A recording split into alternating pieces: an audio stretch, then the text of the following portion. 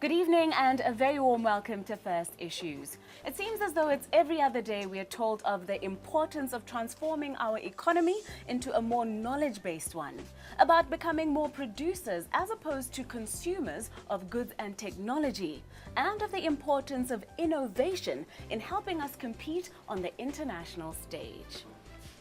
Dumelang.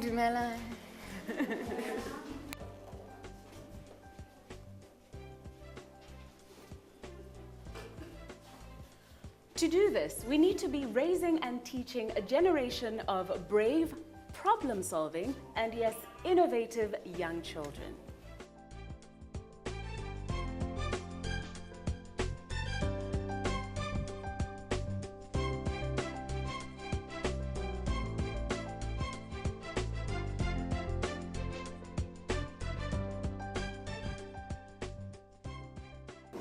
So I'm gonna pour the water inside. Cover in the candle.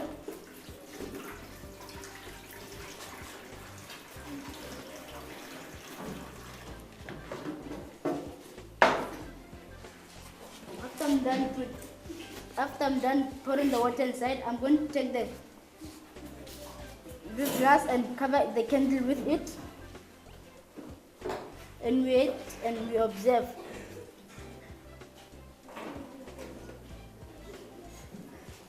We can sing about the importance of knowledge, entrepreneurship, and innovation to the youth all we want, but ultimately, children learn more from what we show them with our actions than what we say.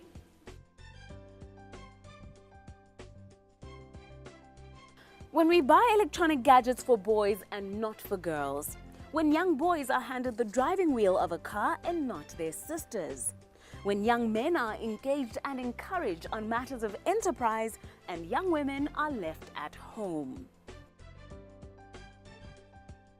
If half of the young population is being taught to be demure, unadventurous, and that their measure as a person is based solely on their ability to take care of the home and rear children through the tasks we assign them and the language we use on a daily basis, how then can we be surprised that a significant portion of the population is not producing the science, technology, engineering, and mathematics professionals that the economy so desperately needs?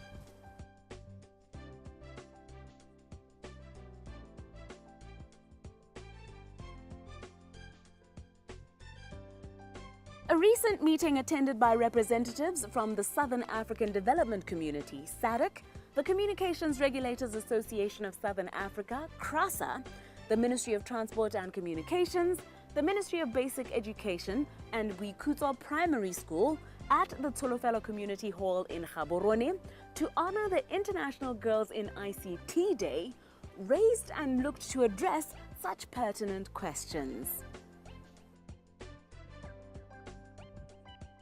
The day was instituted by United Nations agency, the International Telecommunications Union, or ITU, in response to similar trends worldwide. The widely accepted number of jobs held by women in this industry is said to be just 30%. But when you look at the percentage of women in actual engineering roles, that number shrinks considerably.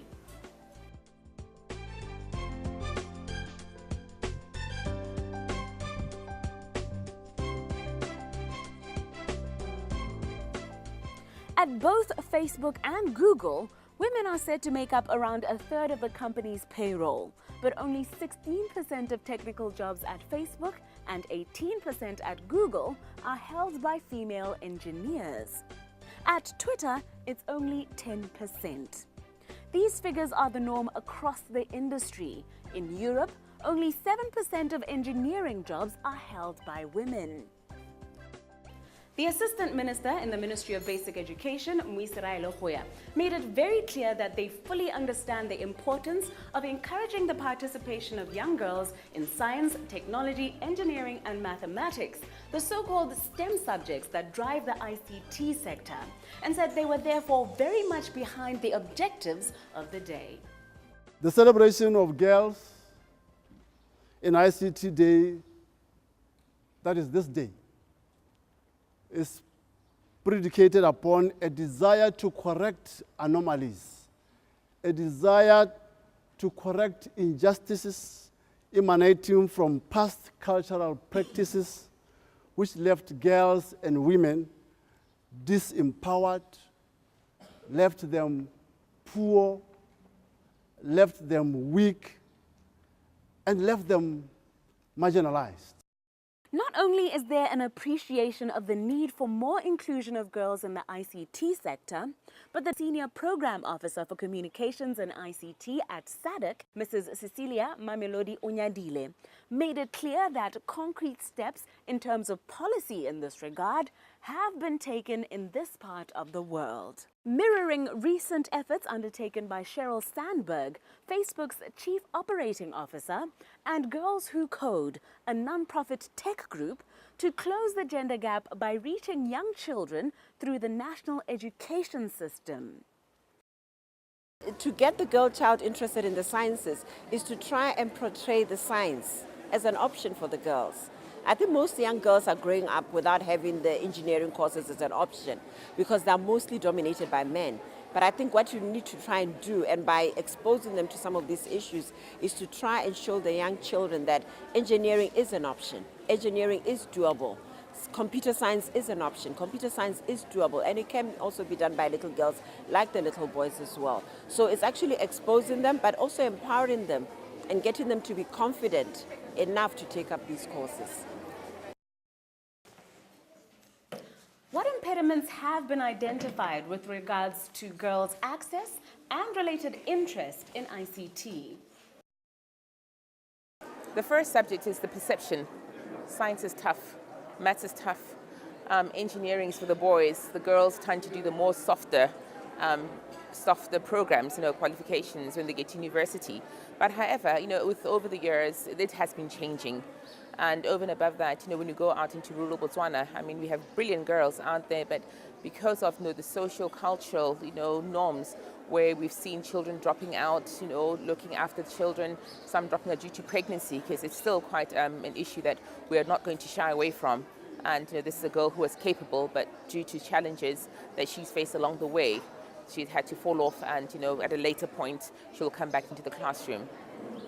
I think it's really changing the attitudes, trying to change the perception and getting the girls to believe that yes, yes, and yes, they can do it.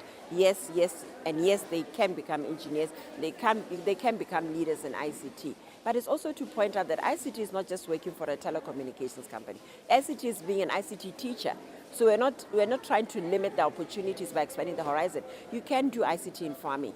You can do ICT as a doctor. You can do ICT. It cuts across all the professions, and hence the increased opportunities in the particular sector. So there is an important issue to change the attitude, to change the perception, and make girls more confident in themselves and more confident in their abilities to take up these subjects that have ordinarily been known as the tough subjects or the boy subjects.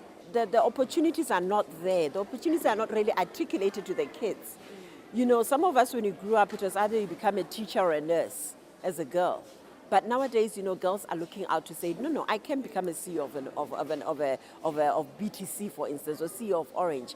There are not many women out there in our country. We still need to ensure that we bridge the divide, even at the leadership position, so girls can have young women or women who are women professionals who they could aspire to become. Because now young girls are aspiring to become men. And you're not even sure that whether it is an opportunity for a girl child to become a CEO of a telecommunications company or to become captain of an industry. So I think it's really the lack of the role model, yes, but also one other issue that I think we need to touch on is the curricula. We need to make sure that ICT is really taught to the girls so that they develop an interest. And I think one of the issues that was raised today is that you need to do it while they're still in primary school. And hence the reason why we came to talk to the primary school kids to tell them that when you go to secondary school, choose those subjects that will ensure that you have a successful career in ICT. The message to the girl child is that, my girl, you are capable. You can be what you want to be. And whereas we teach girls it's okay to have dreams. Whereas you dream, you want to be the next CEO of Bokra. Why can it not be a woman? You don't want to be the next minister of an education. It can be a woman. Women have been there. So it is this where girl child should be taught how to dream. I know dreams are valid, dreams become real. So it's just a simple message whereby bringing women who can be influencers, the girl child, closer to them and tell them that my story is no different to your story. You know, I went through the journey. I'm sure you can go through the journey. And out there, we do encourage, the women like yourselves, to mentor these girls. Adopt a school program, adopt a daughter, adopt a child, in the sense where you're spending time with them, motivating them through the various platforms.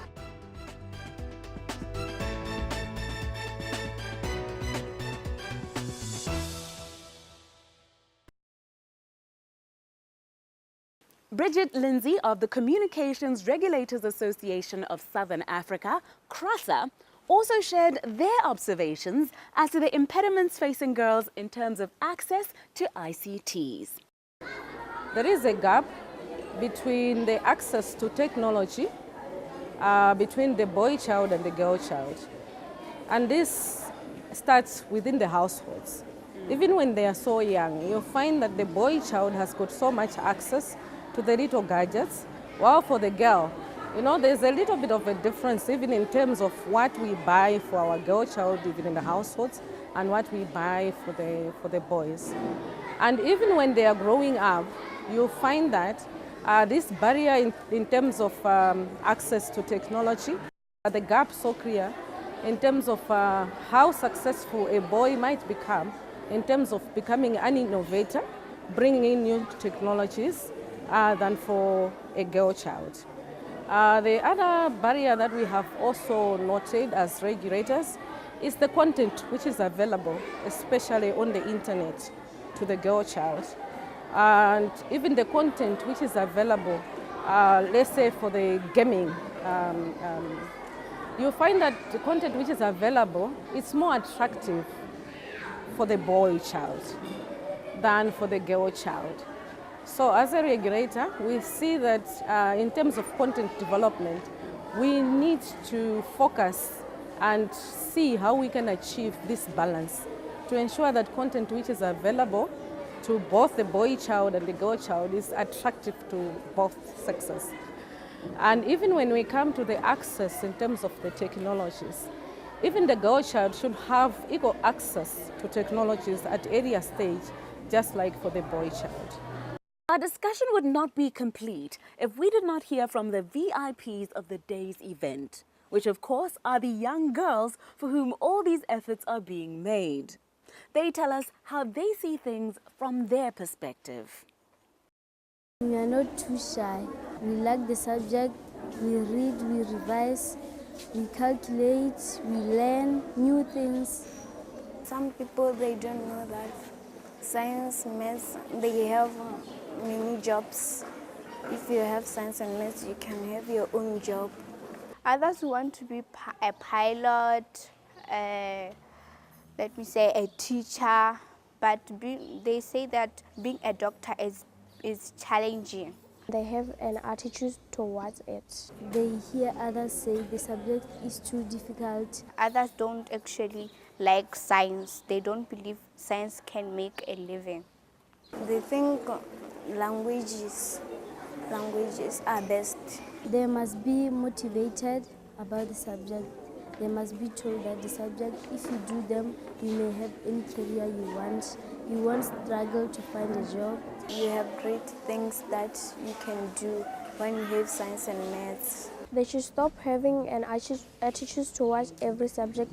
They should instead love it and practice more on it. Talk back, watch televisions, and be motivated. They should go on trips and be taught about science. Showing them at museums, we could go touring to other countries. When I grew up, I want to be a pediatrician doctor. I want to be a doctor. Me, I want to be a dentist. I want to be a pilot. Tonight's discussion was just the beginning of our look into the participation of women and young girls in the ICT sector. We'll delve further into this subject in a few weeks when the Botswana Communications and Regulatory Authority, or BOCRA, take their efforts in this regard to Masunga. Do stay with us, however, as up next we look at some innovations in corporate social responsibility.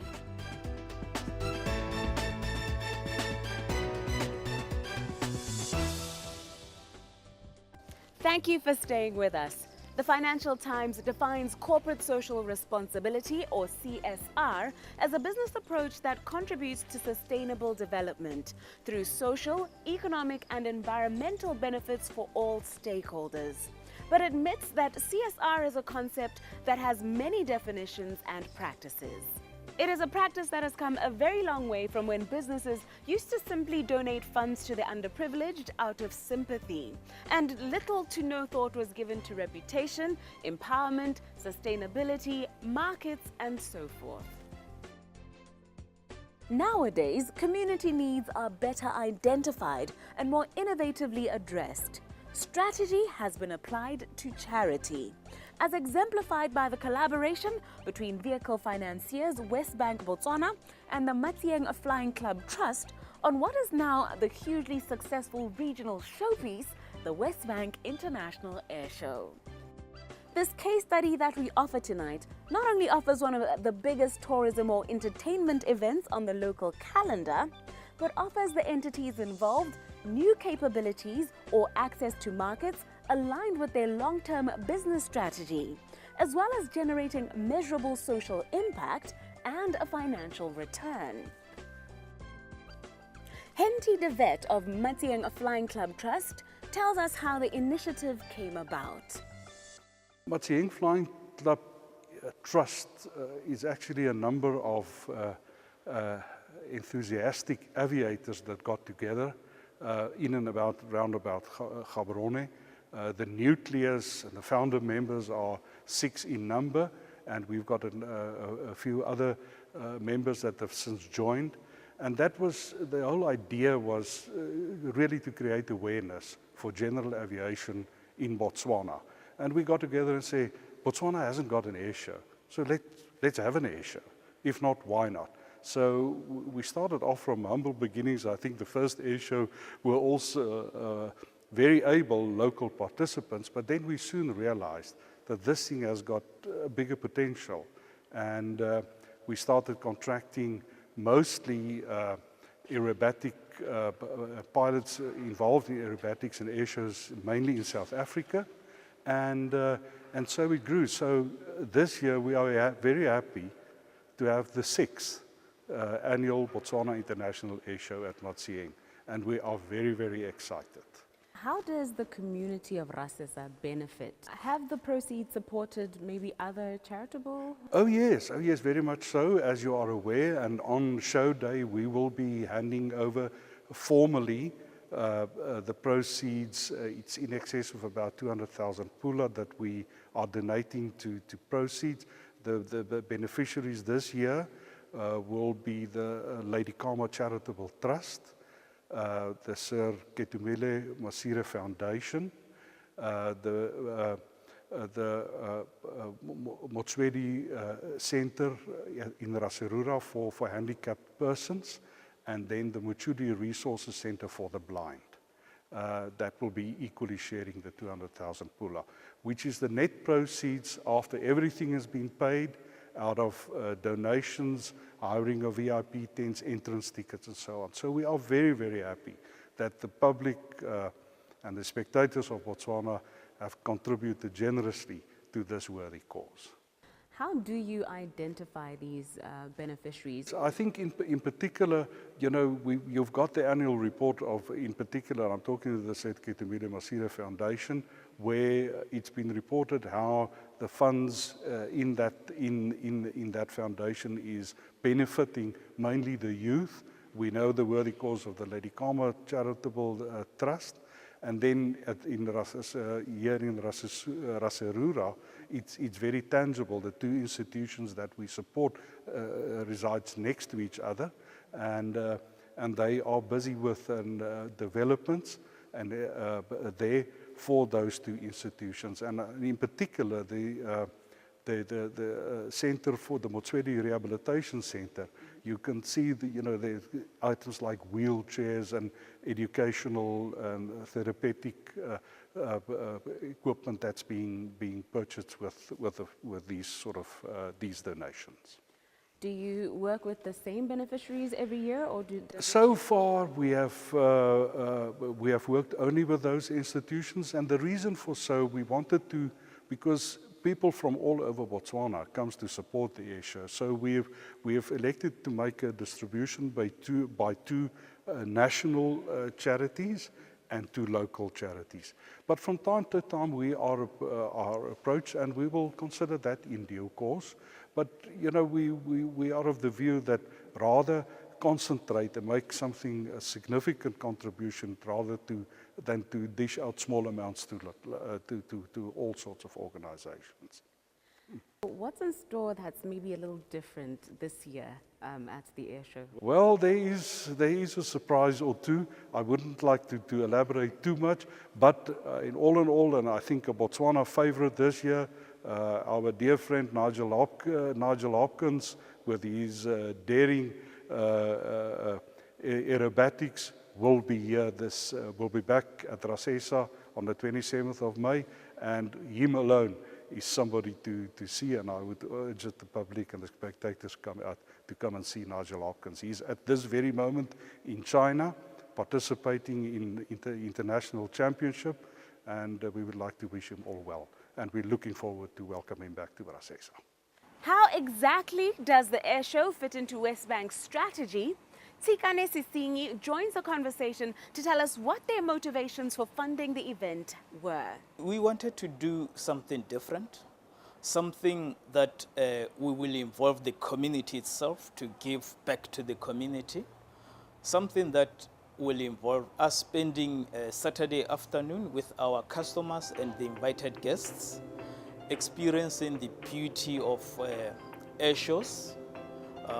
Then from the proceeds that we get from that particular day, the Wesbank International Air Show, we are going to give all of the proceeds from that air show to deserving charities in the country. We are giving many folds than going alone on it. Where do you see this partnership with the Matsieng Flying Club Trust in 10 years?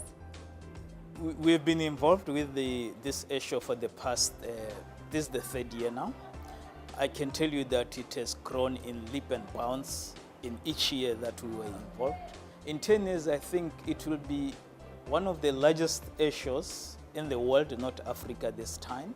And we expect to give more to the community than we are currently doing. I wish we can give to at least 100 charities in the country in the next 10 years. There are just 17 more days to the actual event under discussion. Chat with us via social media or text about the issues discussed in tonight's episode, and you could be the recipient of a pair of tickets to the show. That brings us, however, to the end of our program. It's good night from me, Namitsa Samakula, and the First Issues team.